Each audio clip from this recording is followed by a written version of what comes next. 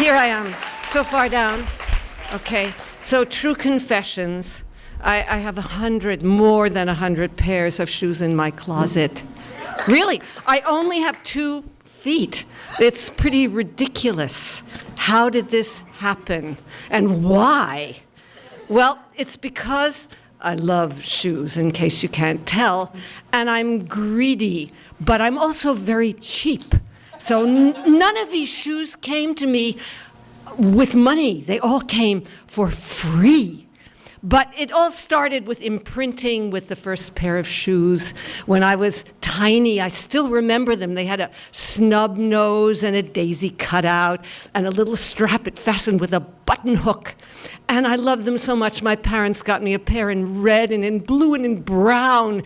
And it was the perfect shoe. But your feet grow. And I've been looking for the perfect shoe ever since. And the free box in Bolinas, where I live, gave me shoes galore.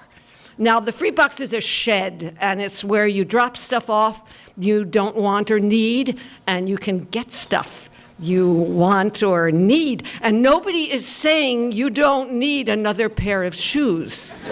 And it was a mess, because people just hurled them in, and they were knee-deep in shoes. And so you'd find one, and then you'd have to go ass over tea kettle to find the other, if you could. It was horrible.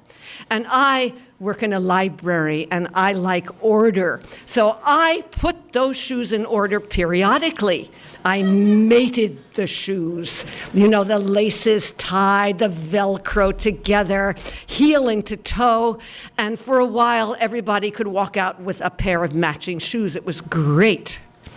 And I was always looking for the perfect pair of shoes, and then one summer they came. Not the shoes I expected, because the free box is not real life. It gives you what it thinks you should have. And so they were thick rubber soles with a tatami mat, thick rubber wedges, a tatami mat sole, and a velvet thong.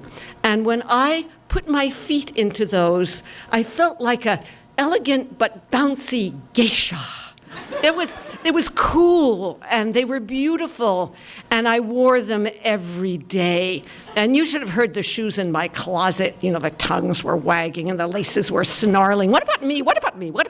But I wore those shoes until one day I came downstairs to slip my feet into them, and I could only slip one foot into the one remaining shoe. The other was gone. It's impossible. They don't have feet, but it was gone. And so I searched up and down and in and out and over and under every preposition, and I couldn't find them. Did the puppy, the dog downstairs, she missed her puppy. She maybe took my shoe.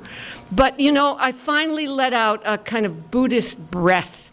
I said, it's lost. And I gave it up, except that I kind of hid the extra remaining shoe in the bottom of a basket. And then I wore the other shoes, and they were happy. I was on my way to a wedding, and at the side of the road, I saw something very familiar, but I couldn't stop because I was late for the wedding. So I got there, and I sat through the whole goddamn wedding. And when they pushed the cake into each other's faces, I could leave. And I went back, and I parked the car. It was a narrow road with turnoffs, and I hiked a quarter of a mile in my wedding finery. And I looked, and I crouched, and I saw it, and I seized, and I picked it up. Black rubber wedge, tatami mat sole, velvet thong, size 8. I went back to the house. I went into that basket. I pulled out my shoe. Indeed, they matched. They were both left shoes. But that's why I have 100 pairs of backups in my closet. And one day, the next perfect pair may just come along. Thank you. Neshama Franklin.